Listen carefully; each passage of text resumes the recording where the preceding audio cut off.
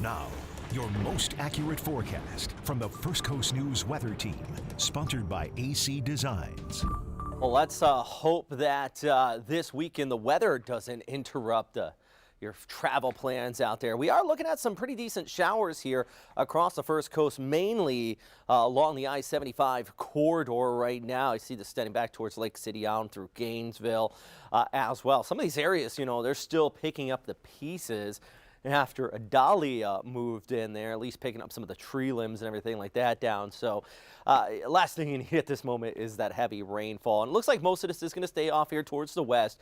So we're talking with Chris Porter out there in Mandarin. Some light little rain kind of kicking down through the area there. Nothing terribly heavy. It looks like most of that is going to continue to shift from the east towards the west with that onshore wind at about 10 to 20 miles per hour right along our coastal area. So definitely breezy. That is also creating that rip current risk. In fact, a coastal flood advisory in place for our eastern areas. Now, this is going to create a little bit of minor coastal flooding, but this is mainly, and the wording of this advisory is talking about that dangerous surf and the rip currents out there. Something to keep in mind. Also, we have a flood watch still in place for our western counties.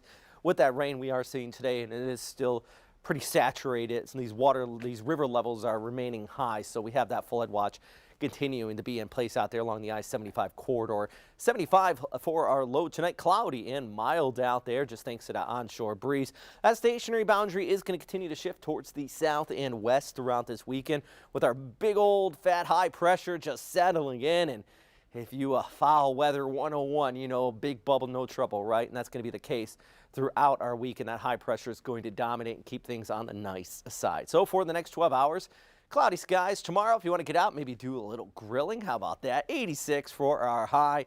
Partly cloudy skies. Not all too bad here. Are looking still at that bit of a breeze coming in from the northeast. So do the grilling, stay out of the water. That's the big thing. If you want to go out there and play in the surf, just kind of advise against it.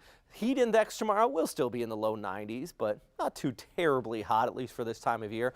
While Sunday's high is at 87, a lovely day out there, if I do say so myself. With Labor Day, cool start, but we do have that relaxing breeze. And I do say cool start, 68 for our low by Monday morning. So all thanks to some clear skies overnight should allow for some radiational cooling there.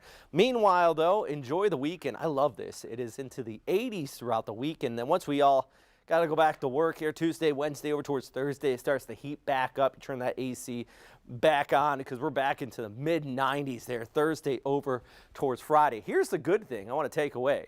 Look at the lack of rain symbols in this 7-day forecast. If you're done with the rain, you're going to like this extended outlook.